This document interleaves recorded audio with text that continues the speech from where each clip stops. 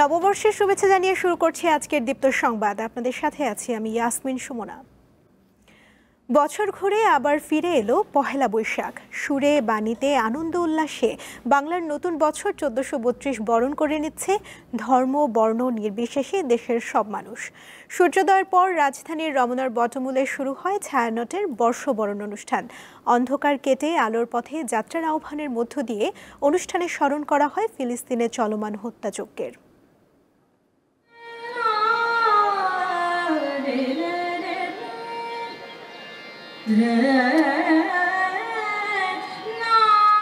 অন্ধকার কেটে গিয়ে তখন আকাশে নতুন বছরের সূর্যকিরণ।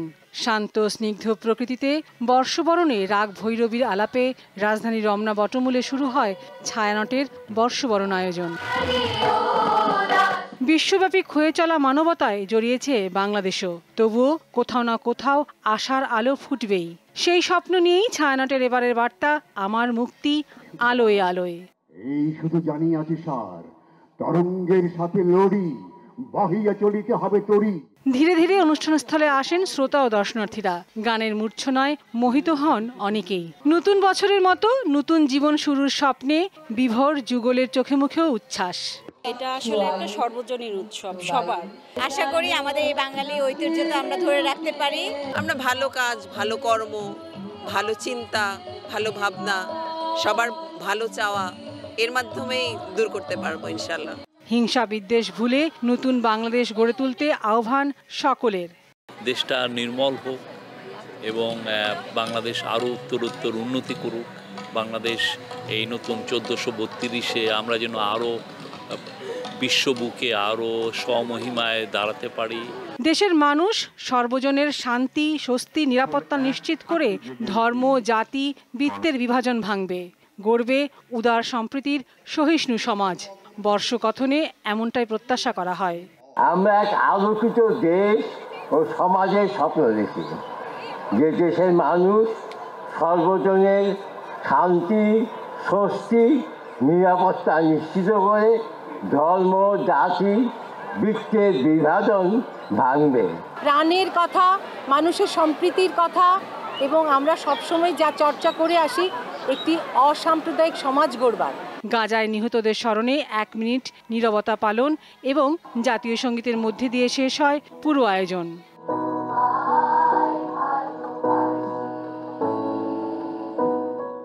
শাসকের রক্তচক্ষুকে উপেক্ষা করে বাংলা সংস্কৃতি ও ঐতিহ্য বাঁচিয়ে রাখার যে প্রত্যয়ে যাত্রা শুরু করেছিল অগ্রজরা, নতুন প্রজন্ম সেই ঐতিহ্য ও সংস্কৃতি বাঁচিয়ে রাখার তাগিদে মনোবল অটুট রাখবে। নতুন বছরে এই হোক অঙ্গীকার। লাবণী গুহ, দীপ্ত সংবাদ, ঢাকা। নববর্ষ উপলক্ষে ঢাকা বিশ্ববিদ্যালয় ক্যাম্পাস, রমনা পার্ক ও সোহরাওয়ার্দী উদ্যানে ঢল নেমেছে সাধারণ মানুষের। তীব্র গরম উপেক্ষা করে মেতে উঠেছেন বর্ষবরণের নানা আয়োজনে। এ বিষয়ে জানাতে যুক্ত আছেন সহকর্মী স্বস্তিকা সিংহ। স্বস্তিকা, নববর্ষে যারা ঘুরতে বেরিয়েছেন তাদের সাজ পোশাক কেমন দেখছেন, আর পহেলা বৈশাখ ঘিরে মানুষের উচ্ছ্বাস কি বার্তা দিচ্ছে?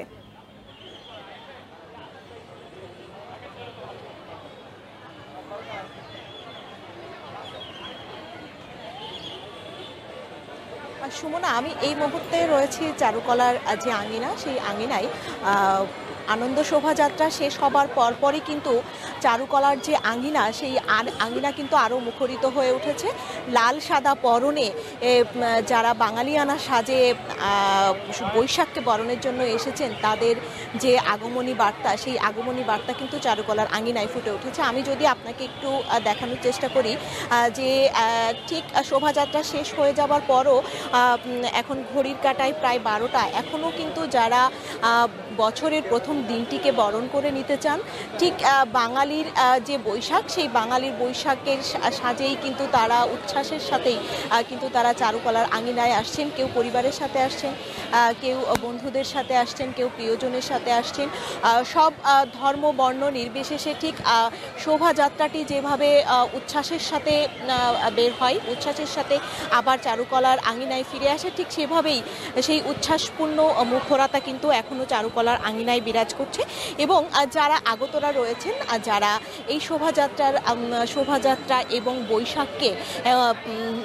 বৈশাখকে বরাবরই ভিন্ন আঙ্গিকে বরণ করে থাকেন, তারা কিন্তু বলছেন যে নতুন বছরের শুরুটা আসলে শুধু ক্যালেন্ডারের পাতার যে শুরু, সেই পাতার শুরুতেই নয়, এই শুরুটা কিন্তু আসলে একটা নতুন সময়ের শুরু, নতুন সময়ের সূচনা এবং 24 পরবর্তী বাংলাদেশের যে সূচনা, সেই সূচনা কিন্তু অন্তর্ভুক্তিমূলক, সম্প্রীতির, ঐক্যের এবং শান্তির বাংলাদেশ।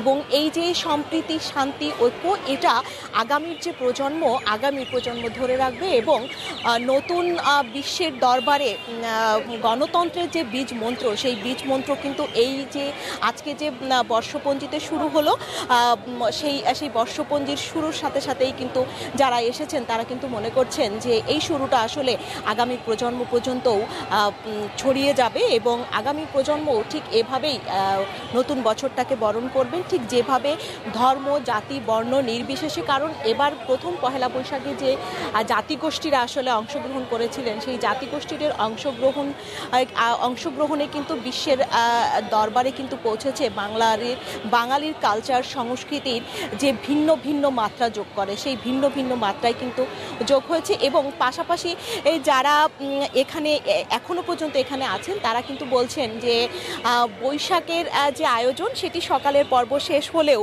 চারুকলার আঙিনা এখানে অনেকের কাছেই আসলে প্রার্থনা বা মন্দির কেন্দ্রের মতো, যার কারণে তারা কিন্তু সবাই এখানে আসছেন এবং প্রিয়জনের সাথে ছবি তুলছেন, ঘুরে ফিরছেন, কেউ বা আবার বসে আড্ডা দিচ্ছেন। এবং তারা কিন্তু বলছেন যে বিকালের যে আয়োজন আছে চারুকলার আঙিনায়, ঠিক দুপুরের পর থেকে যে আয়োজনটি আবার শুরু হবে, অনেকেই কিন্তু সেই আয়োজনের অপেক্ষাও করছেন, যে বিকালের যে পর্ব, সেই বিকালের পর্বের আয়োজনের জন্য তারা এখন অপেক্ষা করবেন। অনেকে আবার সেই সকালে এসেছেন প্রিয়জনের সাথে, পরিবারের সাথে, ঠিক তারা কিন্তু সেই সকাল থেকে বিকাল 5টা পর্যন্ত চারুকলার আঙিনা সর্বস্তরের মানুষের জন্য আজকে খোলা থাকবে। এবং ঠিক দুপুরের পর চারুকলায় যে কর্মসূচি, সেই বিভিন্ন বৈশাখের যে কর্মসূচি, সেই কর্মসূচি আসলে পালিত হবে। সেই কর্মসূচির পালনের মধ্য দিয়ে কিন্তু চারুকলার আজকের যে বৈশাখ পালন শেষ হলেও কিন্তু আপনাকে একটু জানিয়ে রাখি, আগামীকাল কিন্তু পহেলা বৈশাখ এবং নতুন বছরকে উদযাপন উপলক্ষে চারুকলায় কিন্তু বিশেষ যাত্রাপালা রয়েছে। সেই যাত্রাপালার জন্য কিন্তু যারা আমন্ত্রিতরা রয়েছেন, তারা কিন্তু আসলে অপেক্ষায় রয়েছেন যে যাত্রার বিষয়টি আসলে হারিয়ে গিয়েছে, সেই ফিরে আসবে এবং যারা দেখেনি তারাও আসলে দেখবেন যে বাঙালির যে সংস্কৃতি, সেটি আসলে কেমন ছিল। সুমনা, চারুকলা থেকে আমার কাছে সর্বশেষ। ধন্যবাদ স্বস্তিকা। নানা আয়োজনের মধ্য দিয়ে সারা দেশে আনন্দ ঘন পরিবেশে চলছে নববর্ষ উদযাপন। সকালে রাজশাহী জেলা প্রশাসনের উদ্যোগে মহানগরীর সিএনবি মোড় থেকে বের হয় বর্ষবরণ আনন্দ শোভাযাত্রা। এটি রাজশাহী জেলা স্কুল একাডেমিতে গিয়ে শেষ হয়। এছাড়া রাজশাহী বিশ্ববিদ্যালয় ও রাজশাহী কলেজ সহ মহানগরীর বিভিন্ন শিক্ষা প্রতিষ্ঠানেও বর্ষবরণের নানা অনুষ্ঠানের আয়োজন করা হয়। এছাড়া মাগুরা জেলা প্রশাসকের কার্যালয় থেকে বর্ষবরণ আনন্দ শোভাযাত্রা বের হয়। একইভাবে সকালে শোভাযাত্রা হয়েছে নারায়ণগঞ্জে। এতে অংশ নেয় বিভিন্ন শ্রেণী পেশার মানুষ। বাংলা নববর্ষ 1432 উপলক্ষে ময়মনসিংহ নগরীর মহাবিদ্যালয় থেকে আনন্দ শোভাযাত্রা শুরু হয়ে নতুন বাজার টাউন হল মোড় ঘুরে জয়নুল আবেদিন পার্ক, বৈশাখী মঞ্চে গিয়ে শেষ হয়। শোভাযাত্রায় শান্তির প্রতীক হিসেবে পায়রাকে রাখা হয়। এছাড়াও বায়োস্কোপ, শাপলা, দোয়েল ও মাছ স্থান পায় শোভাযাত্রায়। নববর্ষ উপলক্ষে সকালে পটুয়াখালী সার্কিট হাউস প্রাঙ্গণ থেকে পৃথক শোভাযাত্রা বের হয়।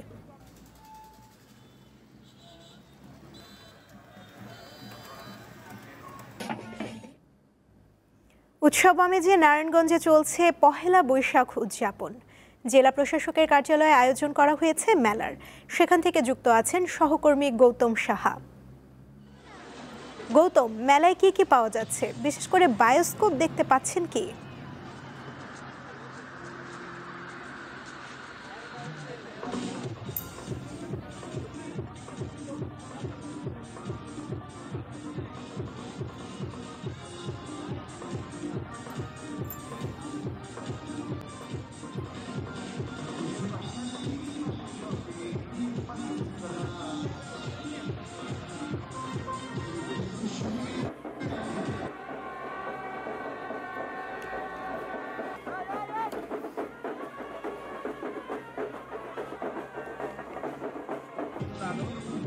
প্রদর্শন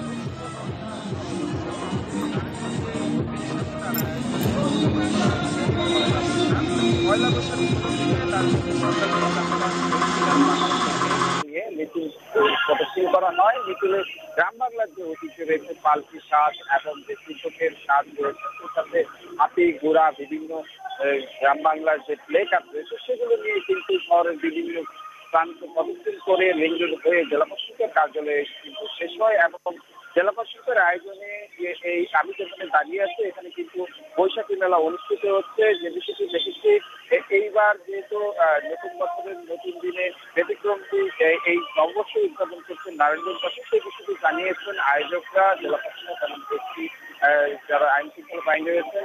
তিন স্তরের নিরাপত্তায় কঠোর নিরাপত্তার মধ্যে দিয়ে কিন্তু এই নববর্ষ উদযাপন করা হয়েছে নারায়ণগঞ্জের 5টি উপজেলার 7টি থানা এলাকায় এবং শহরব্যাপী কিন্তু সাংস্কৃতিক জোট, সামাজিক এবং রাজনৈতিক অঙ্গনের যারা রয়েছেন তারা কিন্তু একত্রিতভাবে।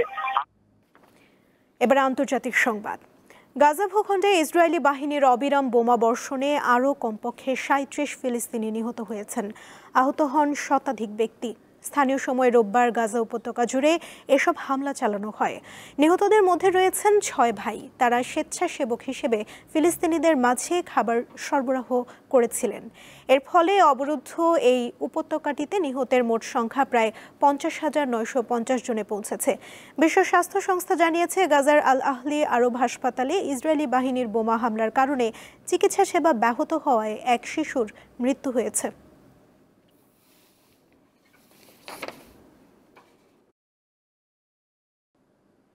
এই ছিল এখনকার মতো। পরবর্তী সংবাদ দুপুর 2টায় দেখার আমন্ত্রণ রইল। এছাড়া আরও তথ্য এবং বিনোদন জগতের নানা খবর পেতে যুক্ত থাকুন দীপ্ত ডিজিটাল প্ল্যাটফর্মের সাথে। ধন্যবাদ সবাইকে।